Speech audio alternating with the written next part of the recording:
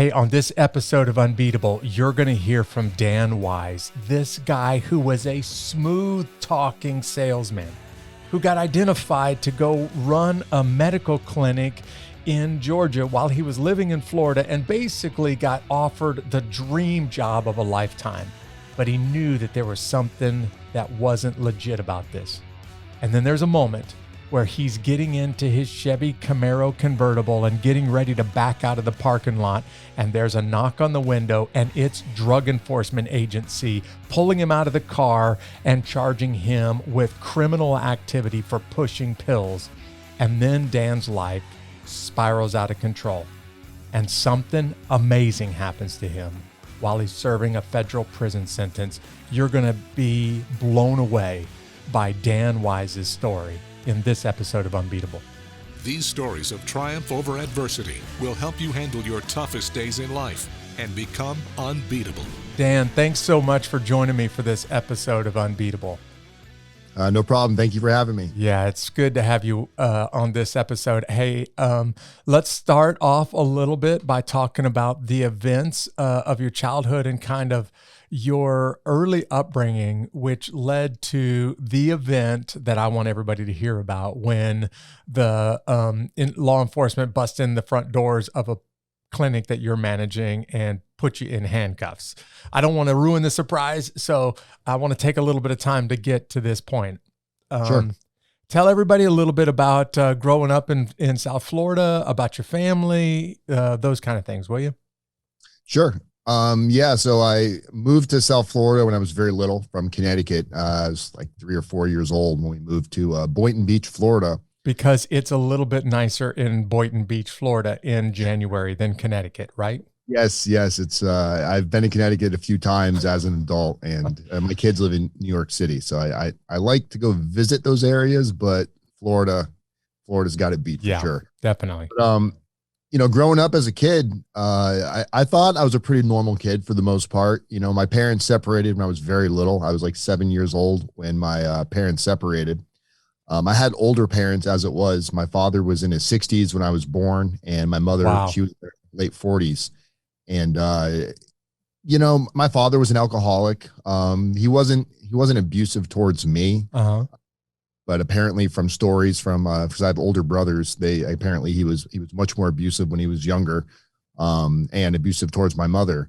But I never physically or personally witnessed any of that. So for me, it was just stuff that I would hear about. My mother, when they separated, she was a nurse. She was a CNA, certified nurse's aide. And she worked mostly night shifts, so she wasn't home very often. She would go to work at like 7 at night and come back in the morning. And I would sometimes go to school, sometimes wouldn't go to school because there was really nobody there to kind of push in on that. I didn't mess around with drugs or anything in my youth. I didn't drink any alcohol. I don't think I had my first sip of alcohol until I was probably somewhere in my 20s, and tried weed for the first time in my mid to late 20s. So drugs was never really a thing. You would think with everything all the mess ups that happened later on, you would think drugs and alcohol played a role, but really what it was I had some friends that lived in a really nice neighborhood. And at this point in my life, when my parents separated, my mother ended up moving into a mobile home park in South Florida. I know all about that. Yep. But she was a nurse, and she became a private care nurse. So she was working for an older gentleman at his house. And there was this community called Atlantis in South Florida, city of Atlantis, a very wealthy neighborhood. So my mom started bringing me to work because there was a kid, his son or adopted son was about my age, this kid Colin. So we ended up becoming pretty good friends. So for the next few years, I would spend a lot of time at his house living in like luxury and go to country clubs and playing on golf carts and all these things that the that the privileged white kids got to do. Richie Rich and all of his friends get to do. Yeah. So it was really cool. But as I got a little bit older and started kind of get ready to enter into high school, I started realizing, like, when we'd go to the country club and hang out and they've got their tabs on their parents' tabs and they're paying for all these things, the thought started crossing my mind. It's like, man, this is great, but a few years from now, the only way I'm going to still be seeing them or running into them is if I happen to get a job here and I'm bussing their table Yeah, or I'm a right. waiter. Yeah. So I think something set in my mind that at that point, like I didn't want to settle for a regular job. I didn't want to, I wanted all of these nice things, but I didn't have a plan or a method to get there. So I started kind of developing my sales ability, I guess. And I started getting into sales. School wasn't my thing. I dropped out of high school in the end of ninth grade. Wait a second. You were in ninth grade when you dropped out of high school? Yeah, no, it was the beginning of ninth or the end of ninth or beginning of 10th. It's all such a blur. And yeah. Mom was, of course, dad's out of the picture and mom is working nights and probably sleeping most of the day. So you really don't have a whole lot of people that are steering you towards staying in school, right? There's nobody kicking my butt to go to school. Yeah. I'm saying this, I'm going to pause on this one for just a second because more than a few people are thinking about or make the decision to drop out of school. And then I don't know one of them that doesn't look back later on and say, man, why did I do that? That was a massive mistake. Did you get to that point later on and saying, I wish I would have stuck around? I'm going to say no to that. He's the exception to the rule. I honestly, I don't think I am the exception. I think more people will relate once you really break it down. I didn't comprehend in school. It wasn't even a matter of, I mean, even if my parents would have stuck me in there, a lot of the ways that children learn and the abilities of learning and the comprehension, school was such a, not even boring. Boring's not the word. I was so terrified of embarrassment of I knew I would have nightmares of showing up to class and whatever subject or topic they were doing and not being able to comprehend and follow along and just feeling really dumb and out of place. So those anxiety fears of feeling were part of the reason that I would skip school. It wasn't until later on in life, and we'll talk about that when we get there, when I actually got because I tried to get after I dropped out of high school, I dropped out with two other friends who dropped out at the same time. We all went to get our GEDs together and they both passed theirs and I flunked mine. I flunked mine so bad that midway through the GED, I kind of did the Christmas tree thing on on the little bubble test, right? They were so elusive of the answers of what I was supposed to be putting. But later on in life, when I took my GED, same GED test, I guess the practical skills that I've learned through life, something kicked in and it was like all of this stuff that I didn't know when I was younger. I somehow knew all of these things now without even knowing that I knew it.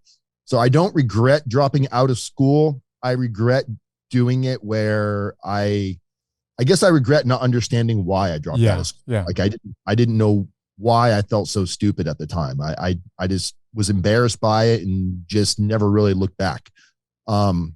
So if I got the timing right, you're 13 or 14 years old when you drop out of school and you're pretty much on your own at this point, right? Because dad's out of the picture and mom is working hard, but she's not around very often. I was like 15, 16. Okay. Yeah. But yeah, even when my father was around, he was much, much older. Yeah. Didn't have a great, I had an okay relationship with him towards the end when because as a kid, my mother was indoctrinating me with all of this. Your father's abusive. He's a woman beater and telling me these things when I was very small, too young to really even understand what that meant. But I had this predetermined idea of my father, just a piece of garbage who I didn't want to spend any time with. But as I got a little bit older, despite all the things that he did or maybe did or didn't do, he wasn't a bad guy, like to me at least. So I felt like I missed out on a lot of that. And then cancer caught up and it was like a matter of months. It went from 0 to 60. He was very active up until he still owned, he had gas stations that he owned. And he was very active in those pretty much until like the last month of his life. But it was too little too late by then for me to really forge any kind of relationship. And you were in your teens when he died? Yeah. Yep. I was 16. Yeah. So you got this aptitude for sales. What do you do with it? So when I dropped out of high school, I was figuring out jobs. I was valet parking cars, bussing tables. And I was just like, oh my God, like I have no education and how am I going to make money? Somebody offered me a job at, I think it was called Ramada, like the Ramada Hotel. The hotel chain. Yeah. Oh yeah. But they have a vacation sales chain for Ramada that would sell like these time package things. And it was like, hey, you come in here. It's like 8 to 9 hours on the phone every day. We'll give you a few $100 a week. And if you sell anything, you'll get a little commission. And I had no idea like what sales was. And It was just like sounded like an easy job. So I went in and realized like right away that when I got my first sale, some kind of endorphins like rushed through my body, and I felt more alive than I'd felt in a long time. And I kind of started developing this just hunger and desire, and I became obsessed with trying to outdo everybody in the room, but without lying and cheating and kind of telling people the pipe dream. And it just kind of developed, and I became just really good in sales. I was always up at the top, and I was able to make $1,500 a week with a kid with no high school education. Wow. And to me, that felt like all the money in the world at the time. But call centers, telemarketing in South Florida, between the companies getting shut down, you'd burn out after a while. The leads would kind of dry up, and it became kind of, then I thought maybe I'll open my own call center. So I started kind of dabbling in that area and selling different products, from loan modification, student loan consolidation, credit restoration. And credit restoration seemed to be the one that had the best opportunity to stick around a while, because all of the other ones were kind of based on, the housing market sucks, there's loan modification. Student loans are going through the roof. But as soon as that would kind of iron itself out, those industries would die away. People are always going to F up their credit. Need some kind of assistance in that. So I was like, credit repair. So I was horrible at running a business, though. I had no idea what I was getting into, purchasing leads. I had no idea about taxes. I was just kind of not paying my taxes and not reporting anything. Using the bank account as my own personal bank account. Employees wouldn't get paid on time because, I would forget, and it was just people charge back. It was just, kind of the whole same story you hear a million times. Businesses open and fail every day, and it's usually not because of the product or service. It's usually because of the person running the business. So how old are you when you started this? 19. You're a teenage entrepreneur who's running your own business and trying to figure out all of the complexities that go along with it. When you say it that way, it sounds a lot better. Yeah, man. Look, hey, give yourself a little bit of credit here. Well, at some point that will lead into the asking about my podcast. You can ask me about that later, but that's kind of the segue. So I had this credit repair company for several years, and it was just, there would be some months where it was like really, really good. And then I would have like one or two really good months, and I would adjust my lifestyle to go, no, it's always going to be this good. I'm buying, really nice car. A sports car. Yeah, that's exactly what I did. I went out and bought an M3 and thought like, I'm top dog in the world. And I was amongst some of my friends, because I was a lot younger than I was making these choices and these little money grabs at a younger age, like you said, 19, 20 years old. But then I started having kids. My daughter was born when I was 21. My first daughter, Caitlin, was born at 21. And then everything kind of changed because priorities changed. Right. Even though I wanted to change my priorities, I still was a kid myself, 21 years old. I didn't really know how to make that full segue into going from, complete moron to responsible father. So I just continued to make stupid choices, and, I loved my kids. My kids loved me, and I have a great relationship with them to this day. But there was a lot of poor decisions made that would have been like, they moved around a lot. They had to change schools a lot because I was always, I would have a $10,000 month, but yet my rent wouldn't get paid because I would go spend the money and think, I'll make this next month and just pay the rent. I just didn't have any priorities. Their check boxes weren't being checked. It was a free for all. Yeah. You're obviously pretty good at this because you get a pretty amazing offer, or at least what sounds like a pretty amazing offer when you're running this business. And that offer is to go into business in Georgia. Yep. Yeah. So that happened. I was looking for a new office space, and I found this office over on Yamato in Boca Raton. It's called Maggot Mile because within that mile. Yeah. Maggot Mile, because within that strip on Federal Highway, it's every scam business and uncle is opened on Maggot Mile. If you give a name like Maggot Mile, you got to kind of know what goes on during Maggot Mile. I mean, everybody can figure out what kind of businesses we're talking about. Yeah, yeah, it was thriving on old people and their money and just really looking for the gullible person. Uh-huh. I wasn't necessarily looking for that. I was looking for office space, and this happened to be where the office spaces were somewhat affordable. And I found these guys that had a magazine subscription call center with about I guess at about 2,000 square foot of space, and they were only using about 700 of it. They had planned to move into the rest, and they didn't. So they were like, "Hey, if you want to rent out this section of the office, we've got cubicles and all that stuff in there." I was like, "Oh, F&A, let's do it." So while I was doing this, business was going really bad. Like I was barely making enough to pay people that were on the phones, and the guys that owned the office or leasing it, whatever you want to call it, I would overhear them talking all the time about how they're getting ready to open this doctor's office and there's all this potential and all this money to be made. And I finally kind of like inserted myself and I said, "Hey, one of the guys, this guy, Sean, I asked him more about it.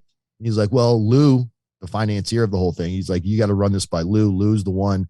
So I didn't hear anything again for like a couple of weeks. I kind of dropped it. One day, Lou, he's this Italian guy, he's like, hey, Dan. I got this image of what Lou looks like in my mind right now. Yeah. My name's Lou. You know, he always had a gun on him. Guys, you know, look like he either was in the mafia or really wanted to be in the mafia. Lou was on the TV show The Sopranos, is what you're saying, basically. Yeah, I think he was probably only on the TV show. I don't think he actually lived the life. I think he just wanted people to think that. Well, he comes up to me and he's like, "Hey, so Sean says you want to get involved. Well, you know, maybe we'll give you the office manager job." And I was like, "Office manager job of a doctor's office?" And he's like, "Yeah, 10 grand a month. We'll pay all your expenses. I know you got kids, so we'll transfer you back and forth so you can still come to Florida and see your kids." I was like, "Well, you know, I live with my fiance and my best friend." He's like, "Oh, we need to hire people. We'll put you in charge of that too. You want to hire them? I don't care. Are they good people?" You know, it's just very fast talking and telling you everything that you wanted to hear and then some. But even then, the little voice was like, "Dan, wake up, man. Yeah, you know better than this." They always say, a sales guy is the easiest guy to sell because it's just, you know, the song and dance. And I was like, "All right, great, let's do it." And Shelly didn't want to go. My girlfriend, she did not want to go. She was like, "This doesn't sound right. Something doesn't smell good here, right?" Yeah, we don't know nothing about running a doctor's office. You're going to be managing this place. She's like, and come to find out, the real reason they want, aside from my amazing ability to talk to people, the real reason is I wasn't a drug addict. I wasn't a thief. And they wanted somebody that wasn't going to steal the product. That's really come to find out. That was their big ploy with me. So they offered me the job and I'm like, "Great, let's take it." So it's coming around to the time we're supposed to move. And he's like, "All right, before we open the office, we've got to do marketing. We got to make sure we got people coming." And I'm like, "All right, Facebook ads." He's like, no, a little different type of marketing. And I'm thinking, all right, whatever. I've been marketing my whole life. Right. What do you want me to do? So they come up with these crazy ideas. Like, you can't even make this stuff up. They get us some walkie-talkies. I was going to say, you got to tell me one or two of these ideas because I'm dying to hear them. It was talk about guerrilla marketing. So so the idea was we were opening the pain clinic in Savannah, Georgia. The reason why we were doing Savannah, Georgia is right off I-95 is Savannah, Georgia. Sure. Most of the people traveling to Florida to get their prescriptions were coming from like Kentucky and Ohio and way far north of Florida. So they wanted to open this place that was a pit stop before you get to Florida so they could try to consume the business, give people less distance to drive. Makes sense, but how do you let these people know you're open? So what they had us do for about a month, we'd go to Jacksonville to one of the biggest pain clinics at the time. It was on Blanding Boulevard. They were probably seeing somewhere in the neighborhood of like 300 patients per day. Wow. Which is phenomenal. A lot of patients. And this wasn't the only place they had us do this at, but this is what they had us do at multiple places. They'd have us get a hotel right next to one of these other big pain clinics. So we had like a high-rise hotel where we could see the pain clinic from our balcony. One guy would be up in the balcony with his binoculars and his radio. Go get him. We'd watch for cars pulling in with out-of-state tags on them.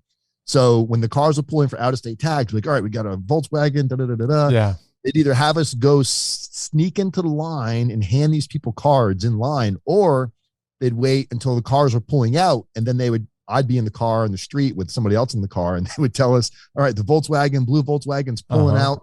We would literally get behind them, flag them down, pull them over. They must have thought I was a police officer, and jump out of the car. And they just looked, I mean, they were so suspect and sketch looking. Oh yeah. And I was like, "Hey, I'm not a cop. We just opened a pain clinic in Savannah, Georgia. Because you can only fill your prescriptions every 30 days. So we tell them, instead of driving all the way back to Jacksonville, on your next stop, we got a brand new pain clinic opened up here. The doctor writes real heavy prescriptions. We'll give you a discount on your first visit, and we're going to save you like 6 hours of travel time. So we did this for about a month, and it was nuts because we were working, they'd have us going 3 a.m. We would be traveling around the little shitty, snidey hotels, motels, looking for out-of-state tags and putting cards on their cars. So we did all this marketing. And when we opened, I mean, we were packed day one, and it was all from doing this crazy, there was a fun element to it, because the fun was I just pulled somebody over and they didn't shoot me when I went up to their window. Correct. And anytime you have to start a sales pitch with, I'm not a cop, you can kind of have an idea of where this conversation is going to go, but go for it.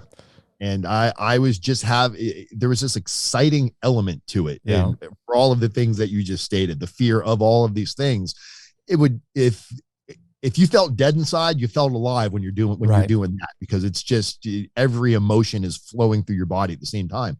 So now they transfer me from doing this street crap to the actual pain clinic, and the training on managing a pain clinic consists of these 2 girls that had been working at one of the other pain clinics for a while that were nurses. Air quotes, nurses. Air quotes, nurses. I forgot, not everybody's watching. So they were telling me, oh, we got to do this, we got to do that. And really the only purpose they had me there was to make sure nobody was stealing. Yeah. When patients would come, they didn't want a ton of patients like loitering outside because it looked suspect. So we would kind of wrangle people in and herd them into their cars. And then when people would come in and see the doctor, sometimes the doctor, based on whatever he saw in their MRI or whatever they were telling him, he didn't really think they were in needing of these high level Oxycontins and Percocets, but he didn't want to tell them no. He would say, all right, go have a seat. We'll call you up in a few minutes. So he would send back a prescription for like ibuprofen or something. Wow. And be like, oh, by the way, Dan, I need to tell them that they're only getting ibuprofen and that they drove, 44 hours in a car. Yeah. So I'd have to bring these people into a room. Be like, so unfortunately, and they would just lose it. I mean, I bet if I thought I was going to get shot pulling these people over, I thought for sure one of these, drug addicts, for all intents and purposes, was going to snap and kill me. So I had to do that's the main role of the hat that I wore. And the first doctor that we had, his name was Dr. Asmat. He was only there 3 days. And did you say hazmat as in hazardous material, or did you? That's what the prosecutor called him at trial. But no, his name was Asmat, Azmat. Dr. Asmat was there 3 days, and I got a call from one of the owners and said, hey, we need you to have a talk with Asmat. What do you mean? Everybody's calling that the prescriptions he's writing are too low. Like, people were used to getting whatever quantity he was giving them like half. So I go in his office, and he's a Middle Eastern guy. I'm like, hey, Dr. Asmat, Sean wanted me to talk to you. He's like, about what? And he's very stern. Yeah. Like, total you. And I was like, oh boy. I was like, so I told him the problem, man. He shut me down mid-sentence. He goes, you're not going to come in here and tell me how to write prescriptions. It's my license on the line. So I was like, all right. Message. Yeah. So I went and called the guys, and they were like, fire him. I'm like, fire him? I've never fired you him. Have to fire their doctor for them. Yeah. So I went in and said, unfortunately, Dr. Asmat, today's going to be your last day. And he's mother effing this, mother effing that. He leaves. So takes about a week before we find a new permanent doctor. In between him leaving and the new permanent doctor, Dr. Gossett was the new permanent guy. But in between that, they were using one of those medical staffing companies who had like just random doctors coming. And these random doctors, when they would get there, they were like, something's not right about this place. Like, they could walk smell in the door and tell it, right? Yeah. I mean, everybody's there from out of state. Most people won't claim they showered. Their kids are barefoot. It was just a very, very grim, nasty scene to be a part of. And this is when I started getting wind and starting kind of understanding like what pain clinics and so this is the perfect time. Let me interrupt you, man. Why don't you tell people about pain clinics? Because there are a lot of people listening that are unfamiliar with this, never been in the doors of one of these, and they don't know what you're talking about right now. So give everybody a little bit of description of what it is that you're supposed to be managing for Sean and Lou. Yep. So pain clinics, basically, AKA pill mills, were heroin became like heroin's always been the number one like Yeah. opioid drug that drug addict seeking individuals addicted to opiates. Heroin was the one that they would go for, but it would become expensive, it would come hard to get. It would be tainted with whatever else drug and fentanyl, and you're ODing. So these doctors, big pharma started selling and promoting Oxycontin way back when, and they were promoting it as a non-addictive drug. They're like, this has got a 0.000 whatever percent chance of becoming addicted. So regular doctors started first administering this to their patients for like regular pain, and then of course we all come to find out that it is highly addictive. So regular doctors kind of stopped prescribing it, but these pain clinics, these criminals out in the world realized that there's a way to make money here, because they could open an office. They didn't have to be a doctor. They could open an office, hire a doctor. And there was two parts to this. You could open the doctor's office, and you could also establish a pharmacy in one location where you're writing the prescription and you're filling the prescription at the same time. And people are coming there specifically because they're addicted to heroin and these Oxycontin and oxycodone.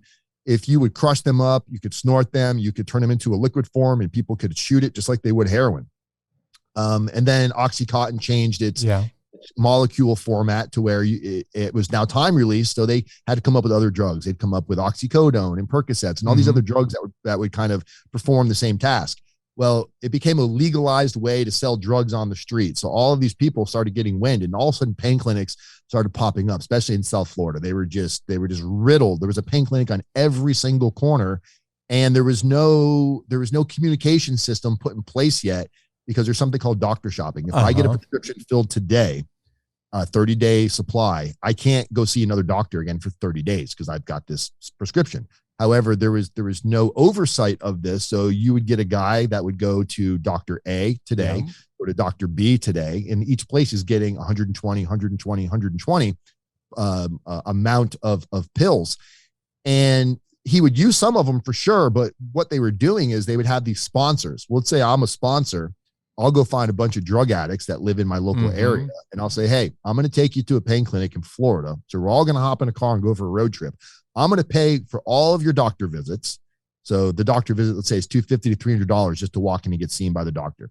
The doctor is going to write you, and these doctors they all know what time it is. So they all know they're going to write these prescriptions. So the deal was with the what did I say it was called? The guy that's the sponsor. Yeah. So the sponsor, me, I'm going to drive 15 people to the pain clinic. I'm going to pay all of their $200 fees.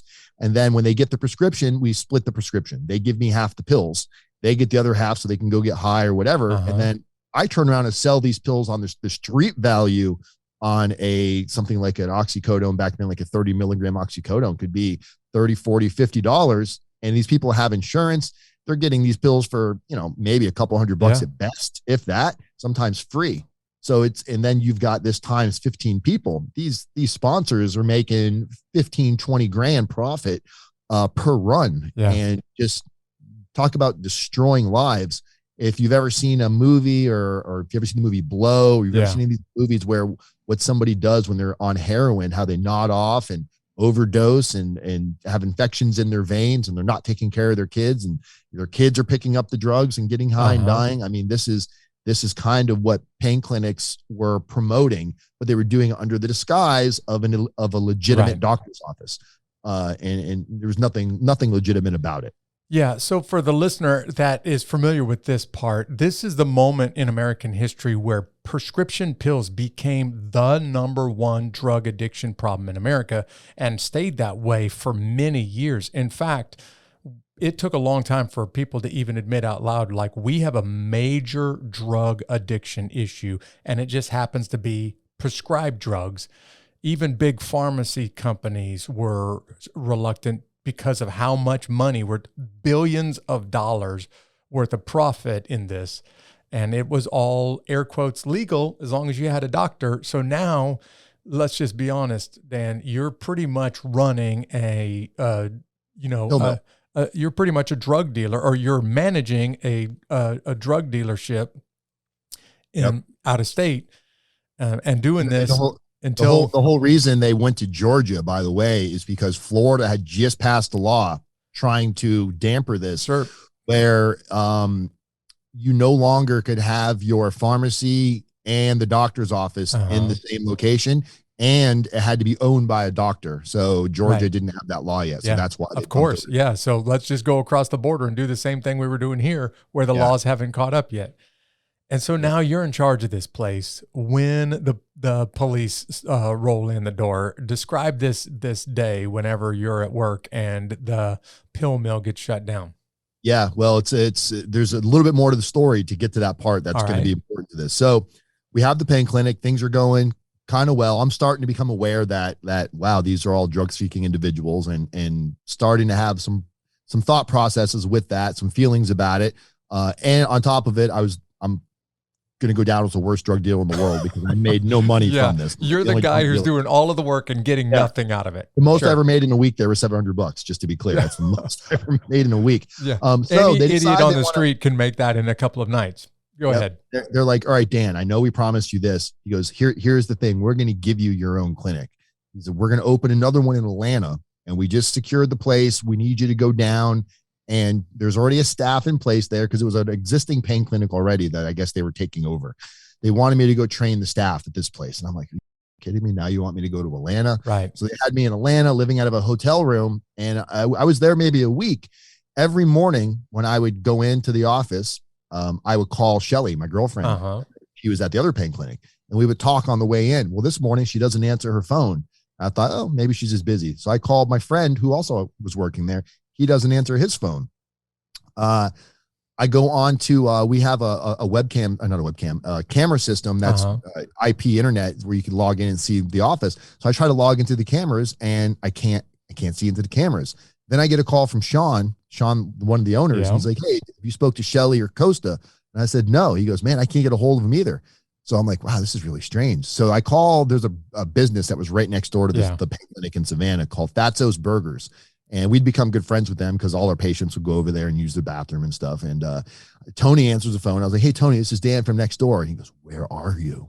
I was like, what do you mean? He goes, there's like, he's exaggerating. He's like, there's 500 cops out here and they're looking for you. I was like, for what? And I'm panicking because I'm still dumb to this whole thing. I have no idea. So I'm freaking out. I go back to my hotel. And I'm like, oh my God. So I'm like, all right, I'm going to drive back to Savannah. So I go back to the pain clinic, the one in Atlanta. And I'm thinking to myself, all the money's going to be gone. I haven't gotten paid. So I go into the safe, and there wasn't a lot in there. It's like maybe $2,000 in the safe. I took $2,000 out of the safe. I put it in one of the bank deposit bags and got my rental car. They rented me. They sure rented me a nice car instead of paying me. They gave me a nice convertible Camaro rental car. And I get in the car and I go to back up and I hear a tap on the window, and it's just this guy standing next to me. So I rolled down my window. He's like, Dan? And he looks at me, and the way he said my name, I'm just assuming he must be a patient that used to go to Savannah. And I was like, yeah. As soon as I identified myself, DA, get out of the car. That's right. Yep. We can see him, man. Sprung me out of the car. They had nothing to charge me on in that moment, but there was a pill on the ground. And the DEA agents that arrested me had no idea what was going on. They were just DEA agents in another county. They got a phone call to go arrest somebody. They didn't know the story. They didn't know about the pain clinics. So they're like, we saw you throw that pill on the ground. And I was like, I didn't throw a pill on the ground. I'm getting really upset about this. And finally they're like, so why is there a pill on the ground? I was like, you're at a pain clinic. Needless to say, they ended up charging me with that one pill. That's how they were able to like detain me in that moment. All right. And that's when everything kind of came to a head initially. But I thought, this is like, they brought me to county jail. I was in county jail for like 2 days. The DEA came to see me. And this is when I realized how bad the situation was. I was so happy they were there because I was like, this whole thing's going to get ironed out. Yeah. And they were real nice. They're like, hey, Dan, so we're going to just like, tell us what happened. And he kept calling me Bud. He's like, come on, Bud, tell me what happened. So I started to tell him, and he's like, yeah, but you knew it was an illegitimate operation. You knew. And I was like, well, I mean, everybody had a MRI. Technically, between me and the wall, ethically, it was as wrong could be. But within the scope of the law, we weren't outside breaking of the law. law. So that's what I was like. I mean, if you don't want us open, shut us down. I was like, then he gets up, slams his hands on the desk. You're not effing helping yourself. Oh, he went from good cop to bad cop. Oh yeah. He is Dr. Does he know that he's supposed to be a totally different? It's supposed to be a totally different person that goes from good cop to bad cop. Oh, it was the same one, man. Doug Kahn. I actually named a goldfish after him when I got out. Doug Kahn. He made it real clear. He made it real clear on the charges I was facing. And I still didn't understand what conspiracies and all of these things meant. But they left that day, and I couldn't bond out initially because I'm not from Georgia, and they wanted whoever was going to bond me out. They wanted them to have a local driver's license. The doctor that we ended up hiring after, the one that was full-time, Dr. Gossett, his wife, Amanda, sweetheart of a woman. She drove down and bonded me out and put her license up there and stuff, and didn't know me from Adam, but it was, without that, I would have sat the entire time. So I hadn't been indicted at this point. I was under investigation. They offered me what's called a pre-indictment plea, which basically I was like, I'll take anything if I don't have to go to prison. And my attorney said, well, if you sign this plea, it's a 60-month cap. You're going to be facing up to 60 months in prison. And I was 60 months, 60, 5 years, 60, 5 years, okay. A car loan term. Yeah. I was like, there's no way. I was like, I'm not going to prison. And this was a federally appointed attorney. So I'm thinking this is because I have a public defender. Yeah. He's working for the government. So fired him and came up with money, scrambled, hired a private attorney. We turned down the plea offer of the pre-indictment. And this was in 2000, like the end of 2012. Okay. Beginning of 2012. And Shelly at this point, she had never been indicted. Other than the day when when they got me in the car, they raided the house that same morning. And that's when they got Shelly and everybody else and the doctor, they roped them all. We all got hit at the same time. But Shelly never got arrested. She was just that morning. They detained her, but they released her. So when I turned down my plea deal, I didn't hear anything for like a year. I had opened a new call center. Things were going great. We had a nice investor. I was paying my taxes. Things were on top. Shelly went and got her cosmetology license. She opened her own hair studio. We were doing great. And then one morning, early 2014, we're living back in Palm Beach, and we hear a tap at the door. We live in a townhouse. And I heard the gate rattle.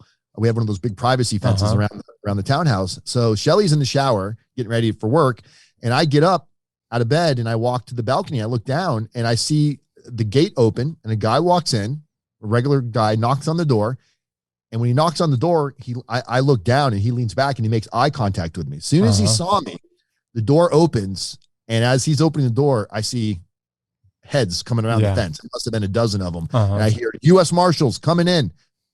But they were screaming, Shelly Morford, Shelly Morford. And for a second, I'm not going to lie, I was like, whoo, they're not here for me. I know that sounds effed up, but it was just a natural reaction. Just gave up his girlfriend, like, let him go take her to jail. He did it. It's not me. It's her fault. It's her fault. He was the ringleader. So I go down the stairs. Before I could get halfway down the stairs, they've got guns pointed at me. Identify yourself. My little chihuahua was on the landing. They got guns pointed at my dog. So I pick up my little dog, Oliver. And when I identified myself, they were like, we have a warrant for your arrest out of Savannah, Georgia. And I was like, oh man, I knew what it was then. They put me in handcuffs. They sent a female upstairs. They got Shelly out of the shower. She was indicted. And Shelly's never had a speeding ticket. When she walks down the stairs, when she gets right next to me, she looks at me dead in the eyes and she's like, don't say a effing word. I was like, okay, babe. Wow. Yeah. So that was the day that I became indicted. They put me in county jail. I was in county. So they brought me to county jail that day. We had a bond hearing that was also taking place later that afternoon. And while we were in the car with the D agents driving to the federal courthouse, they said, the feds are recommending a bond for you, Shelly, but they're recommending no bond for you, Dan, because you said you're a flight risk and they haven't been able to find you, which is not true at all. They knew exactly where I was. I was getting documentation. So we get to court. I have a private attorney at this point, but he's in Georgia and they didn't let me call him. So they appoint me this public defender guy and he comes over and he's like, so they want to deny you bond. And I tell him the reasons are all bullshit. And I was like, I have an attorney. He goes, look, here's the deal. If we go in front of the judge right now, I don't have anything to verify what you're saying. The chances are the judge is going to deny the bond and you won't be able to go back in front of this judge until your court date, sentence, which it ended up being a year and a half, 2 years later. So he said, or we can ask the judge to postpone your bond because there's some information that's yet to be brought up. I'll get everything. So it took a week to get all this information. I had to sit in county jail for a week waiting. My bond hearing, we showed them all the evidence that they knew. They had sent me a check because I was going back and forth to my house. I mean, clear as day, they knew where I lived. So the judge scolded them pretty good for trying to manipulate, and they were mad that I turned down a plea deal. Yeah. So that's why they came after Shelley. They were trying to play extra tough. But we fought it for a few months after that. Everybody on the defense was in cahoots to go to trial, because even though what we did was morally about as effed up as it can get, legally, there wasn't a law they could prove that was broken, because we weren't writing prescriptions without people having at least valid MRIs, which is what the state required. But at the last hour, within a couple of weeks, people started taking plea deals out of fear, because we were facing, 20 years if we did trial lost. So my attorney calls me up and he's like, hey, we got to change our game plan. Everybody's taking a plea deal. So the plea, I had to basically call the government with my attorney on the phone and convince them that they should give me the same plea they offered me a year and a half ago. I turned down, and they were like, well, why don't you come down here to Georgia and sit at our desk and look at us in the eyes and convince us why we should give you a plea. I mean, just totally. So I had to spend more money, go down there and basically grovel for a plea deal. And they gave it to me because at the end of the day, they didn't want to go to trial. They didn't have to, but they gave me a plea deal that capped at 60 months. And Shelley went to court. Shelley was the first one to get sentenced. She was the low man on the totem pole. We all thought she was going to get probation, which would have set kind of a good parameter for the rest of us. And when the judge gave her 13 months, the rest of us knew. You knew it was going to be, it was. So let me cut to the chase. You ended up going to prison. Tell everybody what the sentence was. 42 months is what the judge gave me. And how much of that 42 months did you actually serve in a federal prison? So I served 13 months out of the 42 months due to a program called RDAP, Residential Drug Abuse Program, which is a 500-hour cognitive behavior therapy program that takes place in the prison system. And knocks a year off your sentence for taking that program. Yeah. So there's two things that are happening right now. I hope people are hearing this. What you're doing, you believe, according to the law, is perfectly legal, though in your mind, in the back of your mind, it's very ugly, very unethical, but definitely not illegal. And eventually everybody around you starts to say, all right, I'll take a deal rather than go to jail for 20 years. You take the deal. You go to jail for just over a year. And obviously that year leaves a big impact on you because you take a prison sentence and you turn it into kind of a mission in life. Is that accurate? Yeah. That's pretty much how it went down. Yeah. Tell everybody not just what changed, but how much prison impacted you so that you are now helping people prepare for and helping them adjust. So when I was getting ready to go to prison for my 42-month sentence, I had posted a video on YouTube 3 days before I started my prison sentence, and I titled it, I'm going to prison for 42 months. I was still, in my mind, I had no accountability taken. And I found out about this program, RDAP, Residential Drug Abuse Program. And if you qualify for the program, it can knock a year off your sentence. So I'm like, how the F do I scam my way into this program? I'm thinking it's going to be like AA or something where you just kind of go there, sit around, and at the end, talk about your feelings, right? Nobody fails. Yeah. So I get into this program because the way they decided that I qualified because I smoke weed and I would drink alcohol on the weekends. So that is what qualified me as a substance abuse user. So I'm thinking, oh, this is going to be cakewalk. Well, RDAP, little did I know, had really nothing to do about drugs and I mean, it did, but it was more about cognitive thinking, focusing. But you had to hold each other accountable. So there was no just sitting there quiet. It's 10 months of it's inpatient therapy because you're living in a special unit. So this 10 months, I couldn't get out of my own way. Every time I thought I could beat them, they had seen a million people like me before this coming to the system. And it was just, finally, I said to myself, oh my God, like they're going to kick me out of this program if I don't start taking it serious. So I started going through the motions. And when I started going through the motions, holding myself accountable and pretending to hold myself accountable initially, something triggered midway through the program. And I realized, I'm like, or sorry, I don't know if you can curse on here, but don't do that. Dan, you are a piece of garbage. Like, you lived your entire life thinking you could just mouthpiece your way out of every situation. And that's why you're here right now. So if you got to be here, why don't you take this program serious and kind of see what effects it has?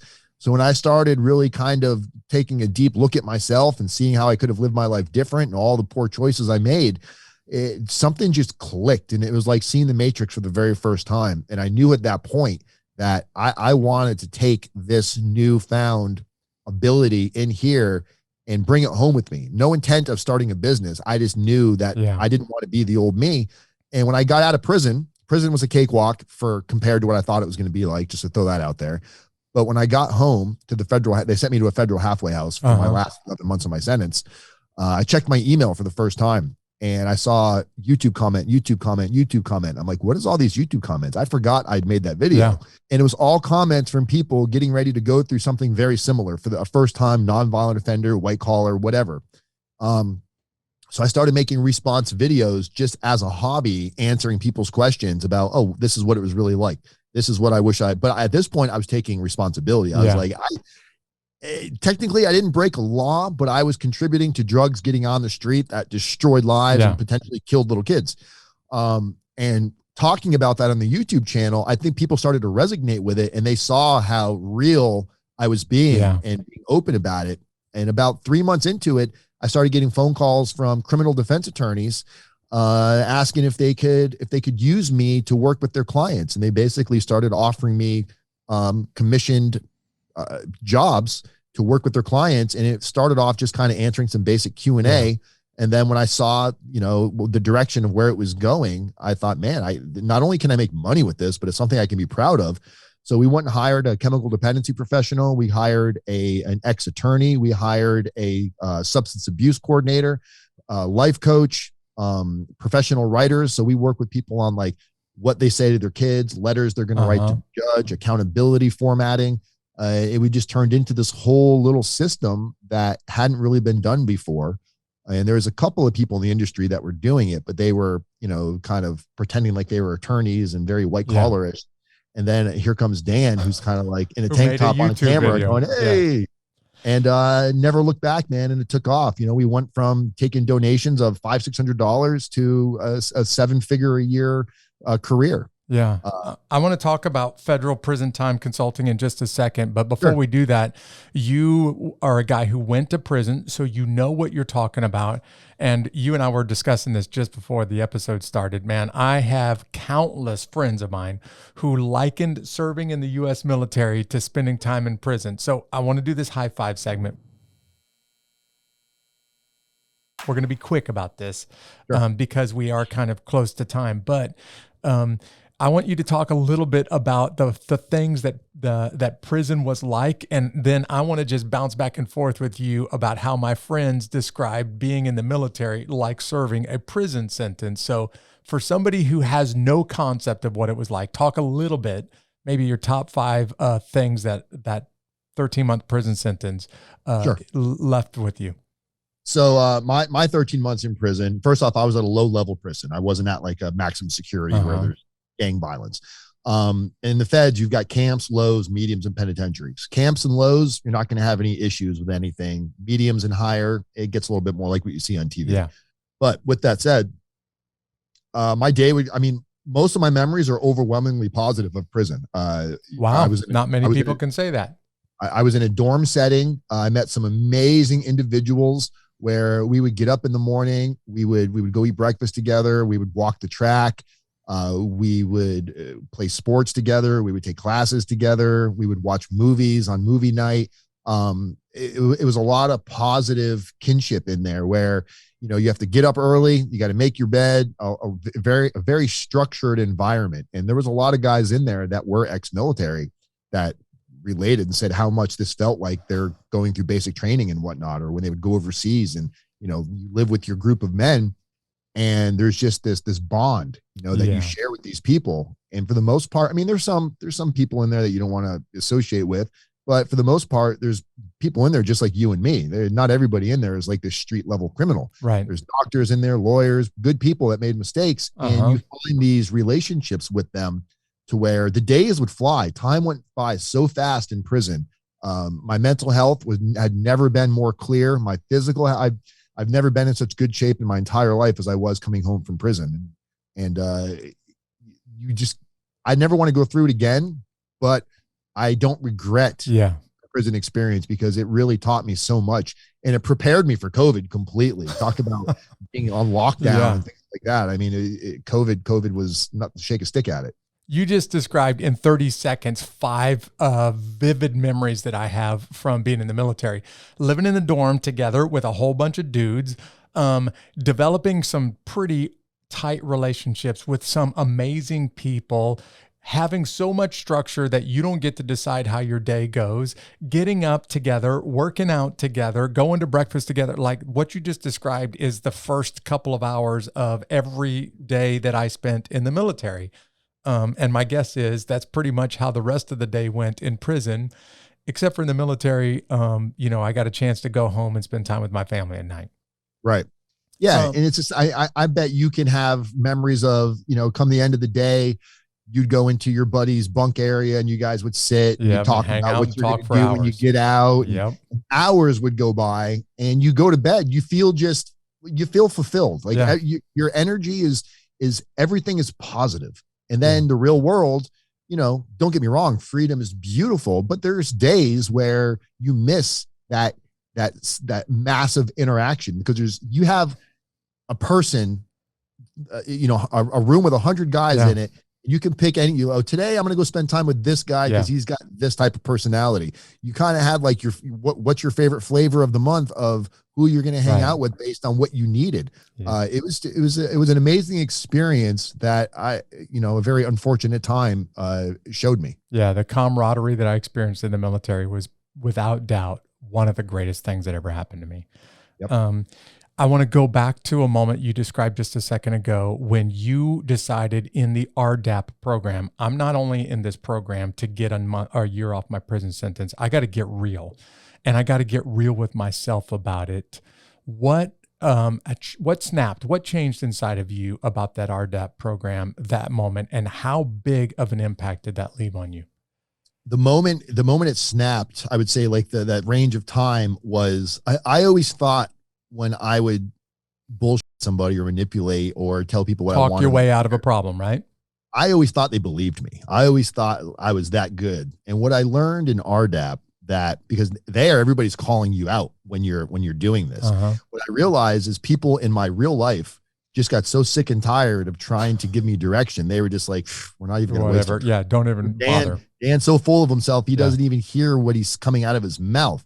And when I saw that in there, not just in myself, but I saw, as I would get through the program further and further, I see new guys come in displaying those misbehaviors and attitude problems. And I was like, oh my God, that's what I look like. That was me. Yeah. That was me, man. And I didn't want to be like that anymore. And it almost was like instantaneous where things just, I was no longer pretending. Like I always pretended to have empathy. I always thought I was like just this villain that was cold and didn't know how to feel. I knew how to mimic. And it was RDAP that I think for the first time that I really cried without wanting somebody to see me doing it for any, for theatrics. It was when I first realized that. I was like, oh my God, like I've ruined friendships. I've destroyed relationships. My poor kids had to endure all of this. It was a lot to grab onto and digest. Yeah. Dan, we don't have much time left, but I want people to hear about you today.